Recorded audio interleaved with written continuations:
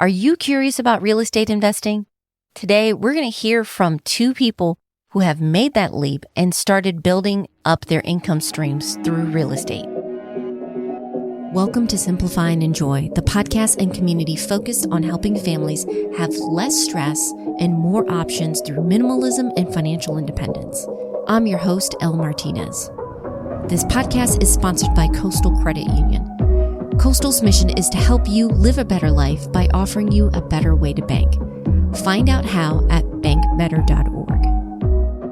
Investing in real estate can be profitable and exciting, but it can also seem daunting, especially if you haven't got started yet. One of the favorite things I like to do here on the podcast is to share stories from people in real life. What was it like to achieve their financial goals? Real estate investing is no different. I've had some interviews through the years, and even this year, I've shared stories from Alan, Crystal, and Rachel about their own financial journeys into real estate, and they each had different avenues that they took that were successful for them. Today, I want to add two more stories to that list. Toni from Debt-Free Divas and Aja from Principles of Increase are going to be discussing each of their journeys into real estate. In this episode, we're going to get into how they acquired their first properties, the mistakes they made with real estate investing, and the wins that they've had with their properties, and their advice they would give now for those looking to jump into it. We have a lot to cover, so let's get started. We have a lot in our community where they've hit their financial milestones, getting rid of the high interest debts. They've put some money aside for savings. They're investing for retirement. And now that they've had certain options open up, they're thinking, should I get started with real estate investing? Sometimes it seems intimidating. It seems complicated. I think everybody knows HGTV isn't real with everything that's flipped and done in half an hour. You guys are really busy in the field, and I want to get real people's experiences, the ups and downs and the realities of that. I think the first question is, why get started with real estate investing? Where were you in your financial journey when that was maybe something interesting to you? And then when did you actually jump in? Yeah, I'll start because it was more like a dental investor. Mm-hmm. I used to listen to people's stories who would be like, oh, if you invest, don't do real estate, the hassle, you'll be answering clogged toilet calls at midnight. And so I had this preconceived notion that it would be too much of a hassle. But, for those of you who may or may not have followed the story, I actually inherited property in the inner city of Chicago with holes in it. Nobody wanted it. And so I was married at the time. And my husband and I at the time were like, sounds like the greatest opportunity ever. No, actually, we were like, this is dumb. No, thanks. But then we thought about it. We were like, we actually don't have enough money to get a mortgage. We kind of one income. It just made financial sense for us. So we moved into the property. We fixed it up. We cleaned it out. And throughout maybe like 8 or 9 years, fixed, just did little improvements to it. And eventually we figured out that the house was just really big for us. And so we started renting out rooms. From there, we eventually rented out the house room by room. And it gave us enough income to get another piece of property that we did a total gut rehab on. Eventually, I sold the first property and got another one in Puerto Rico. So it just kind of snowballed from there. So just a little break in the story. I actually had a divorce a couple of years ago. I ended up just leaving real estate and the short-term rentals and stuff behind. But even now, a couple of years out of the divorce, I am property owner. I have 2 properties, one in Puerto Rico, one here in Florida, which is primary residence. I'm actually actively looking for a third property. So I'll be 3 properties in 3 years. And I never have worked like a consistent W-2. I've had intermittent income. As I was just sharing before we hit record, my goal is to let people know, you don't have to be in this perfect position. There's some kind of way that you can become a property owner. The reason why you want to do that is because rent and property values tend to appreciate faster against the dollar. So if you're just depending on your salary income, it's going to be hard. Like days ahead are going to be difficult. So I'm a huge advocate. So it's Tony, big advocate of getting into real estate because it's just a great way to hedge against inflation and preserve your wealth. So that was a mouthful. That was really good, and I appreciate it. And there's so many points.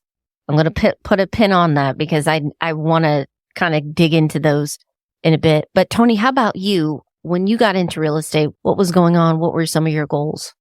So I would say we probably have always, my husband and I have been married for 20 years, girls. Oh, wow. Congrats. Yeah, we hit 20 years last year. So I would say at the very beginning of our relationship, honestly, we were looking to be property owners, but it didn't happen. We were looking for multi-unit because our initial goal was like to live in one and rent the others out. And I think about this so much because I was actually in communication with the seller, and he had a contract, but I was trying to get in there and it didn't work out. And I was so bummed. And I thought it was an old building. It needed a lot of work, but it was just like, it was going to be so great. And my fiance at the time, my husband now, was looking at me like, what? I don't see what you see. I really don't. I don't. It's falling apart. But I was like, it's by the lake. It was over in South Shore, actually. It's by the lake. It's popping, so it's, back before South Shore was scary. But property values stayed steady. They increased there, so. And I think about like, if we had bought that building 20 years ago. Woo. But anyway, but I am also a believer that I'm a believer and I am learning that opportunities come or don't come and things happen. Things happen and you kind of have to, I guess, take advantage of the opportunities when you can and then let those things that don't happen go. That's the one thing this last journey through real estate, I have definitely learned that everything won't happen the way you want it to happen, but that doesn't mean that there aren't other opportunities around the corner. So we ended up purchasing a condo downtown, and we lived in that condo for like 10 years. And after 10 years, when the children started coming and we could no longer, because we bought a really small, this is what we could afford at the time, bought almost like a 1-room condo, but it was in a great location. And after we had too many people, per the condo association rules, living in the condo, because we had 2 children by then, we ended up having to move. What we did was we rented that condo out. We still have that condo. That condo will be paid off in at most 4 years now. We've had renters in that condo the entire time that we've been gone. That's one of the things that you can think about too, is maybe you don't have the money to plop down on something new, but there may be something that you can do within in terms of like moving. And that's one of the things that we've done is the slow house hacking, if you will, where we move into something, live there for a while, acquire the property using a owner occupancy mortgage type where you have less to put down. You don't have to come up with as much money if it's your primary residency as you do if something is a commercial property, right? Or a second home.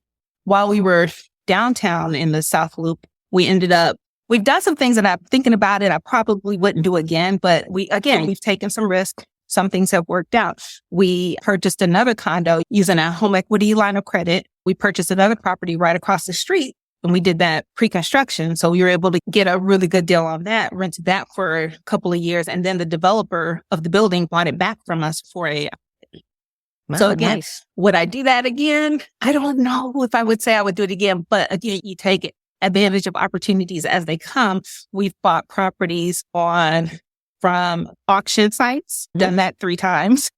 So I bought a property on a credit card. This was before I started my journey out of $100,000 in debt, but now you see why I had $100,000 in debt. But a condo, 1-room condo in South Shore again for 17. What's the bill? $17,000. So I bought a whole condo for $17,000 and then renovated it for about $6,000 because that's about how much, new carpet, some things here or there. It was in a little disrepair, but so I paid about $6,000. All of that was on a credit card and rented it for 2 years. And I made about $500 a month in profits from that little 1-bedroom condo. We ended up selling that 2 years later for not a great sum, but a little tidy sum. The thing is, you take those steps and then you put that into something else. And so we also bought a full house through an auction site. And that was my very first gut rehab I shouldn't say gut rehab, but it was my very first fix and flip. Wasn't a gut rehab, but it needed about, I think we put about 45,000 into that one. That house, we actually lost money. So we lost 5,000 on that one when we sold it. But it's interesting.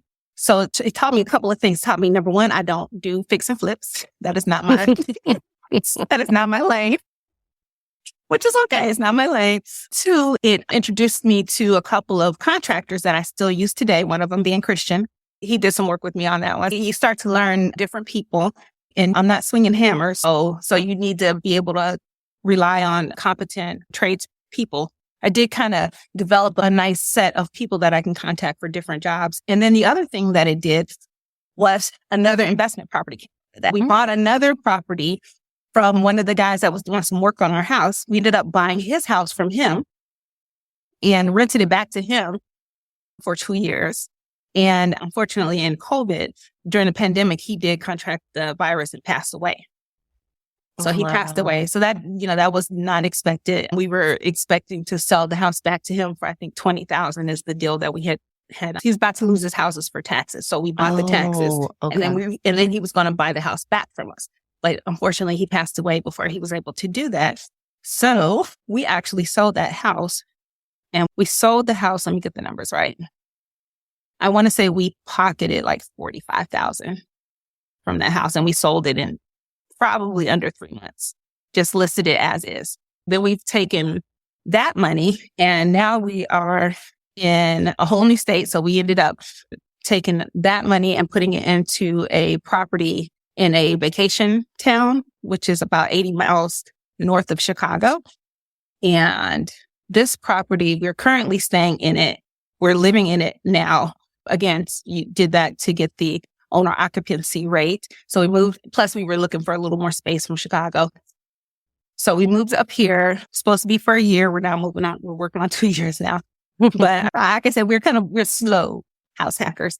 Our plan is to renovate the first floor of this place that we're in and use that as a vacation rental income. Right now, we're currently also looking for multi-unit space back in Chicago now. We're planning to move back. What I want to do for maybe the next 1 or 2 properties is I want to move into multi-units that pay for themselves and then use that money before we get something for ourselves. Because what I'm looking at now is, number one, what's paid off, what can cash flow, what can pay for itself. That's my thought now when I look at properties, like how can I get somebody to help me pay for this?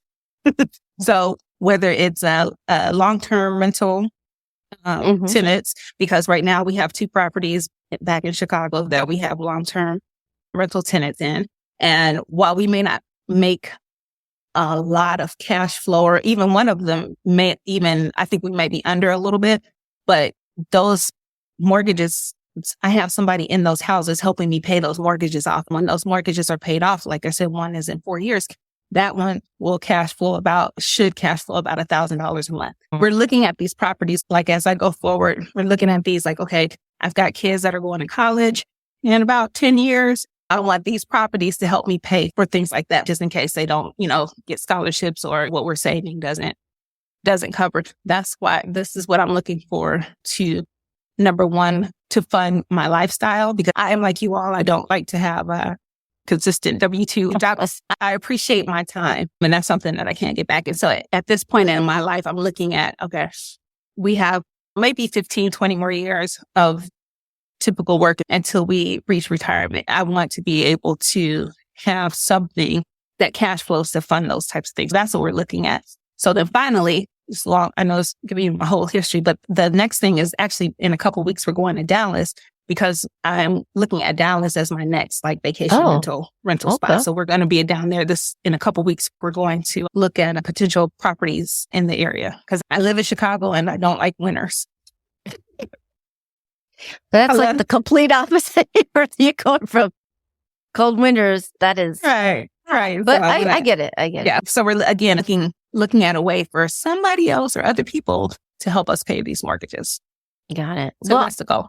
I appreciate, first of all, you ladies kind of laying that out, because I think a lot of people have this expectation or even the myth that, one, you have to be when I say big time, like buying multi-units all the time to be profitable, but you don't have to. You can start where you are and you can be successful with that. And I love that. And thank you for sharing with the numbers. I think that gives people a good idea. And yeah, that's a range, 17,000. Now, I would not, anyone listening, suggest putting that on the credit. No, I would definitely not. Again, this was before I started to understand the power of, and just again, you live and you learn that the power of being debt free. And a lot of the things that we can do now is because we don't finance cars, we don't finance vacations and carry huge credit card bills and things like that.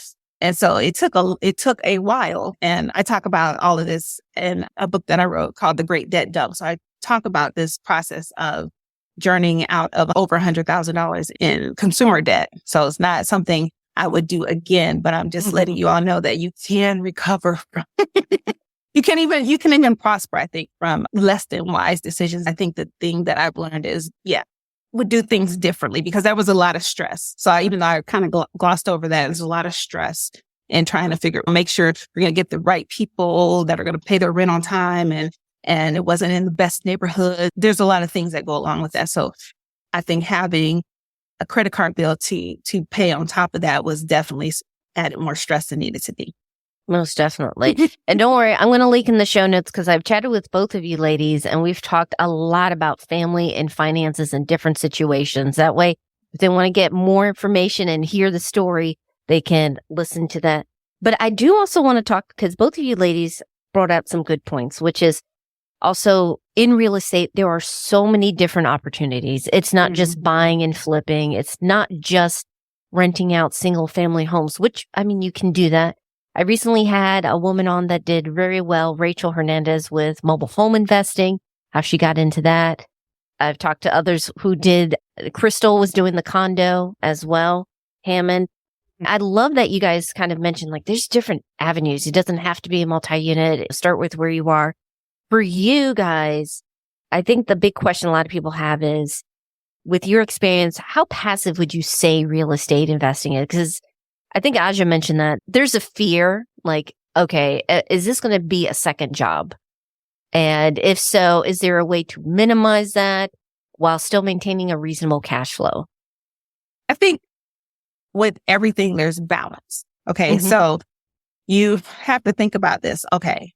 And I've had real estate across the spectrum in terms of location. So I realized for me, my life, I prefer peace and calm. I don't want, and it's not necessarily people calling about things going wrong with the unit, but it's also like problem friends of the tenants and other just self-inflicted wounds that happen, right? I'll give you an example.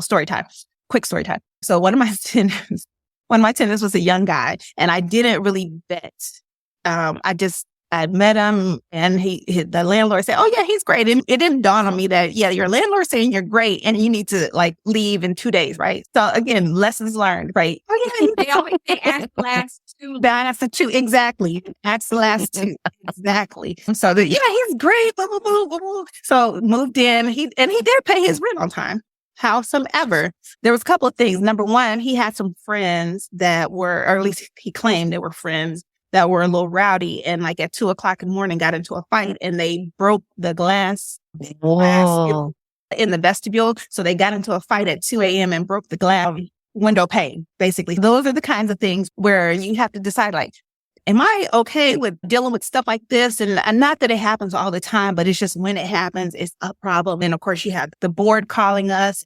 We had to make sure they got it paid for. We got to pay for it, and they replace it, et cetera. But those are the types of problems that I was having with this particular property that was cash flowing the most. Okay. So that I was making the most that I've made on any property. But that's just one example. There were things like that would happen at this particular property. My properties downtown, I don't ever hear from them. I never hear from them.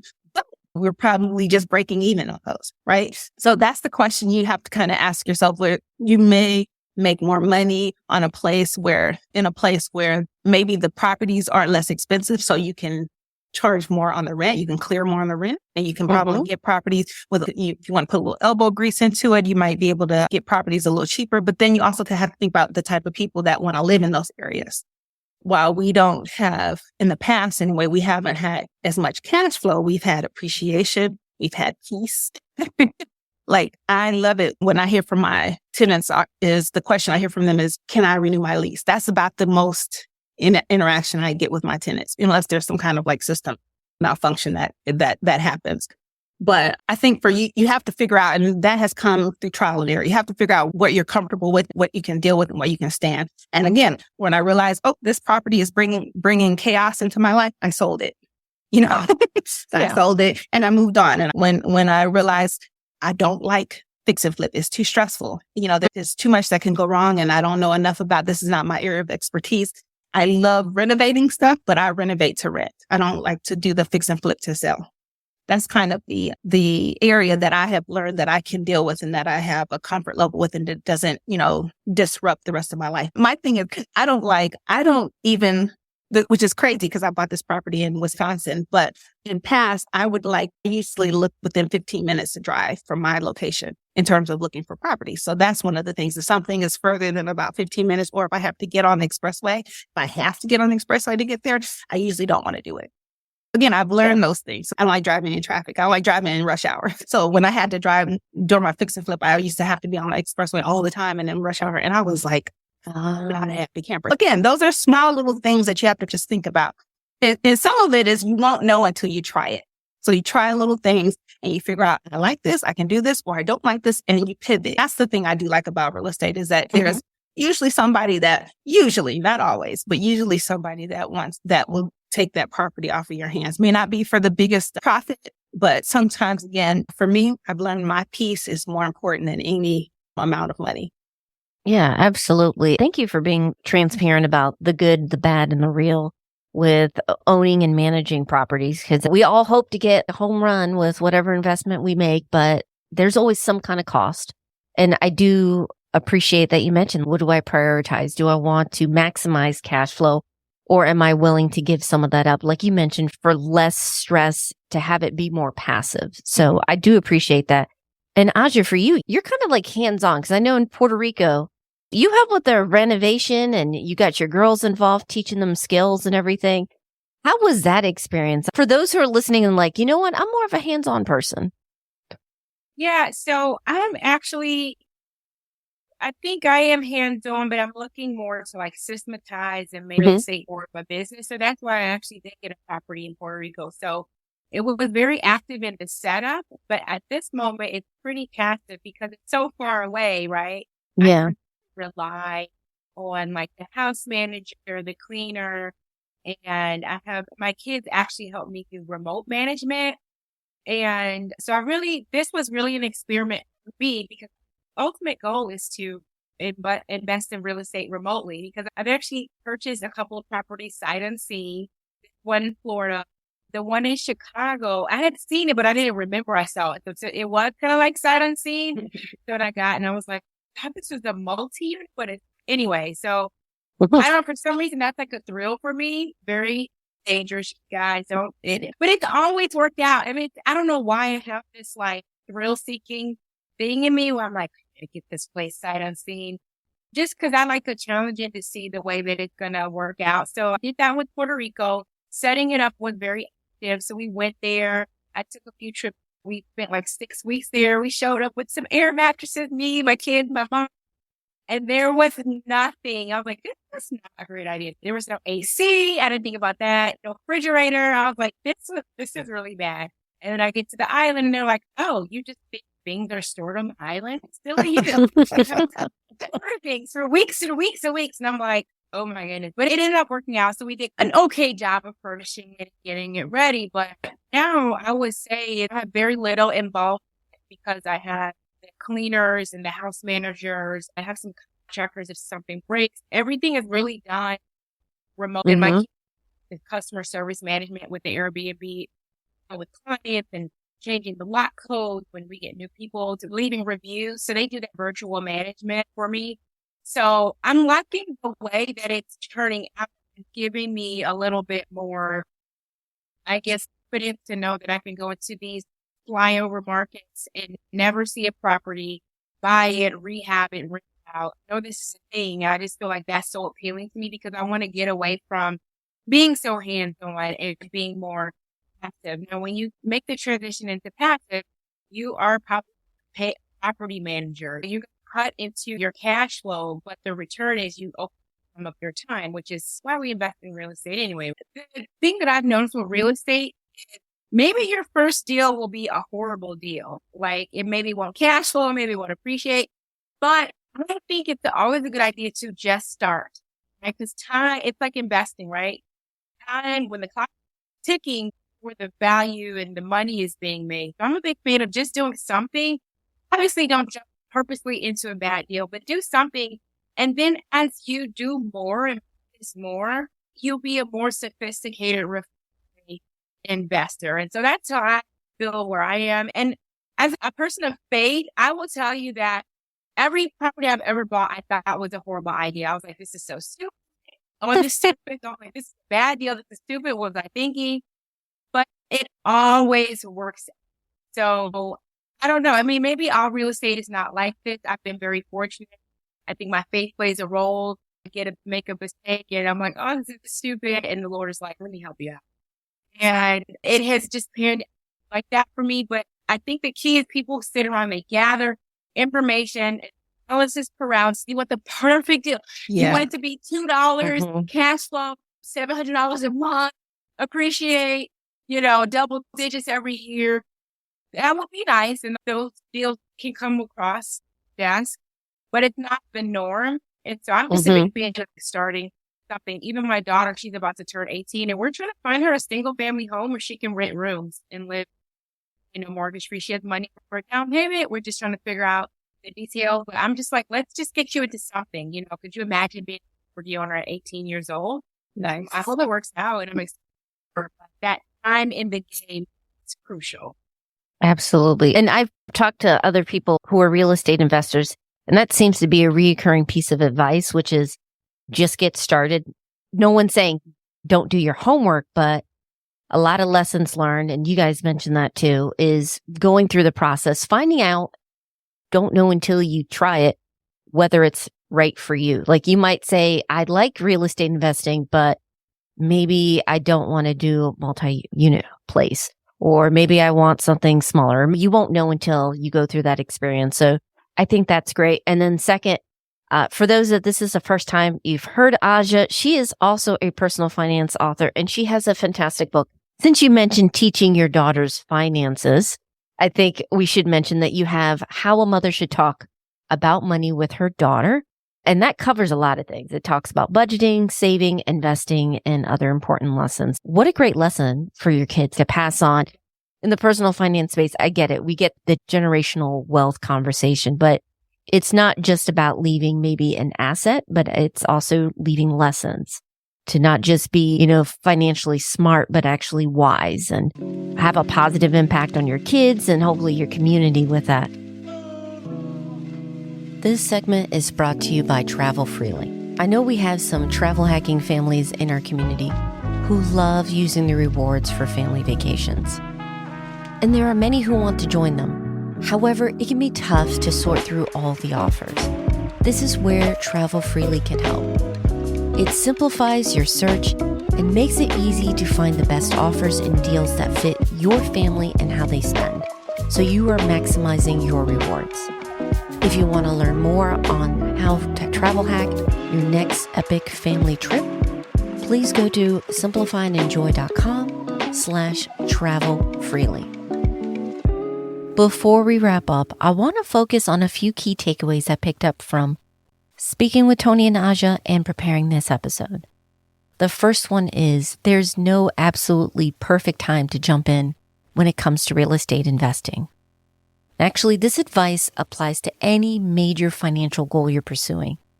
If you're waiting for the absolute perfect opportunity, you're going to keep waiting. Instead, start with where you are now. You can iterate and make adjustments as you go along. Now, that does not mean you don't do your prep work, but there is that real hurdle of analysis paralysis where you are trying to absolutely optimize everything, and then you never really get started. Instead, this leads to the second takeaway. Do your research, do your prep work. Become an expert of the area you're thinking of investing in. Ask questions within the community to see what different lanes or avenues of real estate investing appeal to you and makes the most sense with your skill set, your budget, and your time. And the last takeaway is it's always great to invest in building your network. Whether that is with real estate investing, in the case with Toni, making sure that she has a group of trusted contractors she can work with, but also this can apply to getting started yourself, getting those mentors in place, asking them the questions so that you feel comfortable getting started with real estate investing. Of course, before you get started with real estate investing, you got to get the foundation started, which means making sure that your finances are in a great spot. So if you want to get started on optimizing and creating a budget that you love, make sure you're a part of our community. Besides sharing resources for each episode of the podcast, I also enjoy sharing extra tips and tools to make simplifying your money, home, and life much easier. You can sign up for free at simplifyindenjoy.com/join. Special thanks to Toni and Aja for coming on the show and sharing their stories. If you want to learn more about their financial journeys and what they're up to, please visit their site. Toni hosts Debt-Free Divas, and Aja is in charge of Principles of Increase. I'll include links to their sites as well as other resources that we mentioned today in the show notes at simplifyindenjoy.com. Next week on the podcast, we're going to switch gears a bit and we're going to be talking about debt. Specifically, is there such a thing as good debt versus bad debt? And if you're ready to knock out the debt that you do have in your life, how can you create a plan that helps you reach your goal while still maintaining balance in your life? We'll discuss that all next week. So if you don't want to miss out on that episode, make sure you're subscribed. We're on iTunes, Spotify, Audible, and more. Our theme song was by Staircases with additional music from various artists over at Audio. Finally, and most importantly, thank you so much for your support. I appreciate you not only listening, but sending in your ideas for the podcast. And we are coming up very soon, that time in the year where we do another listener mailbag. So if you have a specific money question you want me to dig into and answer, please send that in. I'd love to help you out. I hope you have a wonderful week. Take care.